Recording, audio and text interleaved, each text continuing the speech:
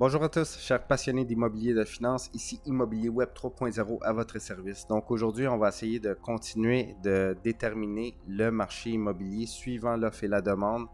Donc, je vous avais promis que j'allais faire certains tests, donc et voilà. Donc, allez, on commence. Première des choses, qu'est-ce qu'on va faire? On va aller tout simplement sur Google et on va aller inscrire le mot APCIQ, qui est l'Association professionnelle des courtiers immobiliers du Québec. Donc, c'est la gracieuseté des courtiers. C'est un outil super pratique qu'on m'a suggéré d'utiliser il y a quelques années, puis que j'utilise depuis quelques années maintenant, puis c'est super pratique. Donc, vous allez sur baromètre ici, puis par la suite, tout simplement, vous allez consulter les baromètres. Donc, ici, ça va vous donner plein d'indices. Donc, voyez ici, sur le deuxième trimestre, parce qu'on a les données du deuxième trimestre. Guys, janvier, février, mars, c'est le premier trimestre. Avril, mai, juin, c'est le deuxième trimestre, ainsi de suite, pour qu'on comprenne les trimestres. Donc, on voit que le deuxième trimestre 2022 par rapport au deuxième trimestre 2021, les ventes de moins 13%, inscription 1%, prix médian 14%.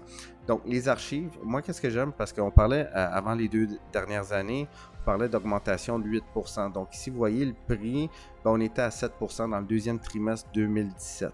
Donc, si on continue, moi, celui que je veux qu'on regarde ici, c'est le deuxième trimestre 2021, l'année passée. C'est assez ouf. Donc, qu'est-ce qu'on voit ici? On voit que ça a été, les ventes ont été augmentées de 60%, les inscriptions moins 15%, puis le prix des unifamiliales 32%. Donc, plus de ventes, moins d'inscriptions, puis les prix ont continué à monter. Donc, c'était pas normal. C'était assez ouf. Donc, ici, on parle des 5 algorithmes que je vous parlais. 1. Portrait sociodémographique. Toujours intéressant de connaître la portion des propriétaires, la portion des locataires, le taux d'inoccupation. 2. Les taux hypothécaires depuis 2022. On est en train de connaître des augmentations. L'indice de confiance des consommateurs. Donc, c'était positif à pareille date, deuxième trimestre l'année passée. Donc, c'est sûr qu'on est à 40%. Puis ici, le marché du travail. Bien important de réaliser qu'avec le marché du travail, qu'est-ce qu'il faut réaliser? C'est que oui, il y a une pénurie de main-d'œuvre, mais tout va être porté à une transformation quand on voit que présentement, si on prend en considération on prend la robotisation, l'automatisation et l'intelligence artificielle. Donc, il va y avoir un gros game changer dans le travail, dans les emplois, à cause de justement la robotisation, automatisation et l'intelligence artificielle. Donc, on fera une autre capsule là-dessus. Puis, on parle des mises en chantier aussi. Donc, l'année passée, deuxième trimestre, c'était quand même très positif. Si on regarde vraiment peut-être le premier trimestre, c'était pas la même chose. On a commencé à avoir une perte de confiance. Puis ici, on a vraiment perdu une perte de nombre de chantiers en construction. Donc, je vous invite à aller regarder ça. Ça va vous donner vraiment des bonnes idées. Ça va vous donner vraiment. Puis vous allez pouvoir voir, moi, qu'est-ce que j'aime regarder vite fait, c'est qu'ici, vous avez tout le marché. Ben, tu sais, mettons, si on regarde sur, mettons, la région métropolitaine de Montréal ou l'île de Montréal, ben, moi, je passe souvent avec mes clients, je dis, check les plex, mettons, puis regarde le prix médian, les 5 dernières années, 58% d'augmentation. C'est ouf. C'est assez... c'est du lourd, là, tu sais. Fait que si là, on peut comprendre un peu mieux le marché, mais il y a aussi qu'est-ce qui se rajoute présentement, c'est que là, on est rendu avec la Banque du Canada, avec une inflation mesurée, là ici au mois de mai, elle est à 7,7. Moi, je pense que ça va continuer à augmenter parce qu'ils ont imprimé trop d'argent. Puis si on regarde ça, mettons, là, j'ai tiré l'élastique ici là, jusqu'à 1996. Ceux qui sont là en 96, en montant, n'ont jamais connu ce cycle-là là, qu'on est en train de vivre. Donc, vous voyez, c'était toujours dans le même corridor. Mais ici, on a commencé à connaître l'augmentation. Ici, quoi? À partir de, mettons, on peut dire mars-avril 2021, l'année passée, là. Puis ça l'a augmenté non-stop, ça l'a jamais arrêté.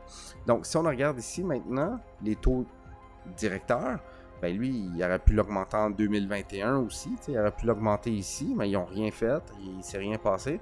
Puis là, en 2022, ils mettent des augmentations qui sont vraiment intenses, qui sont vraiment comme, c'est du lourd, là, tu sais, fait que c'est sûr que c'est pas normal. Puis, tu sais, je suis honnête avec vous, si on voudrait descendre l'inflation, il faudrait quasiment monter les taux directeurs plus haut que l'inflation. Mais on peut pas faire ça parce que ça va comme collapse.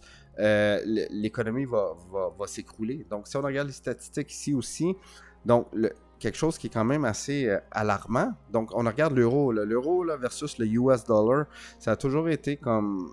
L'euro valait plus cher que le US dollar, que l'argent américain. Puis là, présentement, si on arrive ici sur l'augmentation la parité. Donc, on est arrivé avec une parité Ici, désolé, c'est un de mes robots qui a starté. Donc, comme je vous disais, c'est même plus des femmes de ménage, c'est des robots. Mon adjointe a été pesée sur le piton off. Donc, ici, on arrive sur le 1 pour... Donc, 1$ canadien, c'est 1$ européen équivalent à 1$ américain. On n'a jamais vu ça. Donc, c'est sûr que c'est extrêmement alarmant tout ça. Et si on regarde aussi, il y a un autre algorithme maintenant qu'il faut comprendre. Ben là, c'est sûr que si on arrive avec une économie mondiale multipolaire, parce que, mettons, la Chine deviendrait la première puissance économique. Donc, qu'est-ce que ça va faire? Ça va faire que, vu que les Américains, le monde n'achèteront plus avec le dollar américain, ben, l'économie américaine va s'écrouler, mais elle va s'écrouler comme du jamais vu. Puis nous, les partenaires canadiens, qu'on est partenaires directs numéro 1 avec les Américains, ben notre économie va s'écrouler parce que qu'est-ce qu'il faut faire attention, c'est que notre économie canadienne est basée en gros sur l'immobilier. Donc, c'est sûr que l'immobilier doit rester fort, mais si l'économie américaine s'écroule, puis là, on arrive avec vraiment comme une économie mondiale multipolaire. Puis en plus, qu'est-ce qui serait le fun de voir, c'est des blockchains avec une décentralisation. Ça pourrait amener un certain équilibre aussi à quelque part. Donc, c'est sûr qu'on va continuer à analyser tout ça. Écoutez, si vous avez besoin plus d'analyse, d'astuces et de décodage en immobilier finance, suivez-moi. Ça va me faire plaisir de vous aider. Bonne journée à tous.